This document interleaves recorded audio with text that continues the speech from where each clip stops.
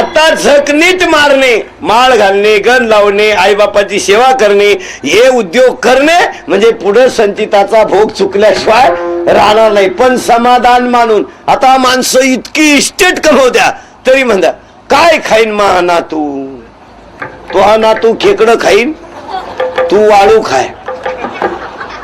समाधान मानायला काय? सगळ्यांचे बंगले तपासा आता घरी गेल्यावर तुम्ही, प्रत्येकाच्या बंगल्याला वर गजी, चाल. आता तुझी गॅरंटी आहे का चाल दाखवायची? अरे तो बंगल्याला चाल काढली पण तुला जर यमानं चाल दाखवली, चलो मग ही चाल एवढ्यात कठीण. वा वा, आपल्याकडे माणूस मेल्यावर सुद्धा मागचे असं करता. याचा अर्थ कळला तुम्हाला? गंज उद्योग केले निघा, गंज उद्योग केले निघा. तो मेलेला म्हणतो कस काय जाऊ, कस काय जाऊ, कस काय जाऊ. तो मडक्यावाला म्हणतो माय मागे येऊन कस काय जातो. मी मडकं धरून पुढे चाललो, तू येडेवानी करतो. तू म्हणतो तू दिसला पाहिजे ना, दिसला पाहिजे ना. आम्हाला मग मडक्यात धुरका आला केलाय, दुरादुराने ये पण इकडे तिकडे जाऊ नको. मग तो म्हणला भूक लागली, मग भूक लागली मग माझी भात बांधून आणलाय, भूक लागली मग माझी. तो म्हणला खाऊ कुठं, म्हणला ही सव्याव खाय पण तसाच पुढे जाय. मग समाधान मान ना. एकानं 12 लाखाचा बंगला बांधला, 12-13 लाखाचा, 16-17 लाखाची गाडी घेतली, मग गप मारावं का नाही? पण समाधान नाही. गाडीतून खाली उतरला, बंगल्या पुढे उभा राहिला गेटच्या, आणि साखळीला बांधलेलं कुत्र होतं गेटला. त्या कुत्र्याला तो म्हणला आपला बंगला कस काय वाटला तुला? कुत्र्याला. ते कुत्रे म्हणलं मला काय घेणे, तू अजून एक रिंगवत. मग याने विचारलं तुला आपली गाडी कशी काय वाटली बा?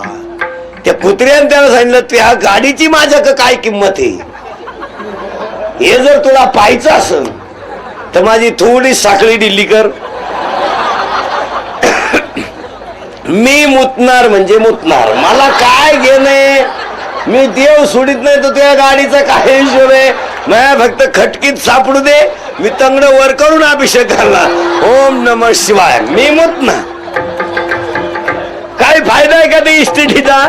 काहीच फायदा नाही. मग जर समाधान नाही तर इस्टेट कमवण्यात काय मजा काय? अरे कर्माची फळं तर भोगायची, सुटका तर नाही. मग समाधान मान. उगाच चिंता काला करीत बसतो. गेली बायको, गेली बायको एकच आहे, काय फरक पडन? हे तुम्ही फक्त इथं म्हणत्या. तुमची धमक वा वा वा वा वा. ज्यानं वाघ पाहिला नाही तो म्हणतो वाघ का माणसं खातो का? गाठ पडल्यावर कळत भाऊ, कुणीकडून वल्ली झाली, कुणीकडून भरली. वा वा. वाघ पाहिला नाही तो म्हणतो असं करू दे, ज्यानं बायको करेल नाही तो म्हणतो बायको करू दे. काय आपल्या शब्दाच्या पुढे जाती, कशाला भुकतो भाऊ? तो बाप असंच म्हणत होता. तू भांडे पोत्यातून सोडायच्या आत व्हायला निघला, तू टेम्पो सगळं सासरवाडीत जाशील. वा वा वा. समाधान मान. आणि आज आपण नेमकं काय मानित नाही?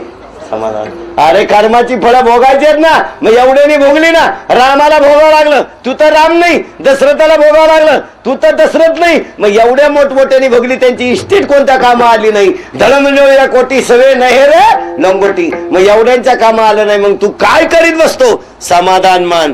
का खेत करीत बसू नको. काही लोक चिंता नाही करत्या, किती निघतीन वांगी, उतरलेच कुठं. मग काय करू नको, तुझ्या कर्माची फळे तुला भोगावीच लागतील. याच्या करता तू समाधान मान आणि खेत करीत बसू नको. काय होईल? काहीच होत नाही. बऱ्याच जणांना आजीबाई म्हणतच नाही मी गेल्यावर पप्याचं कसं होईल, पप्याचं काहीच होत नाही, तू निघ. उलटे पप्याचे बिस्किट वाचले, नाहीतरी तू निमे खातच होती. माझं म्हणतो मी गेलो कसं होईल, काहीच होत नाही. तू पहिला जा, कारण समाधान मान ना. आणि सगळ्यात महत्वाची गोष्ट खेत करीत बसायचं काही काम नाही. तू त्याला खेत करायचंच काय का? गेल्यावर काय होईल बा, मी गेल्यावर काय होईल बा. आपण गेल्यावर काहीच होत नाही. इथं रामकृष्ण आले गेले तेने जग का ओसची पडले.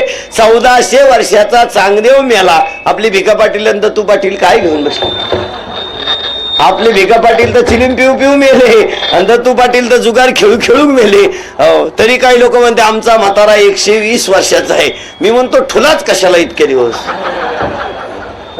नागान कोपरा गुथावला त्याने, त्याच्यापेक्षा 60-60चे 2 नसते करायला तिथे.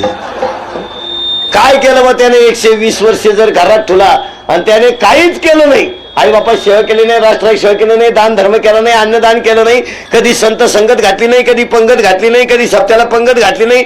त्याचा उपयोग काय? नाही ऐकले गायले गीत धरली लाज सांडिले हित नावडे पुराण बैसले संतन केली बहुत काय फायदा आहे दादा त्याचा? जर समाजाला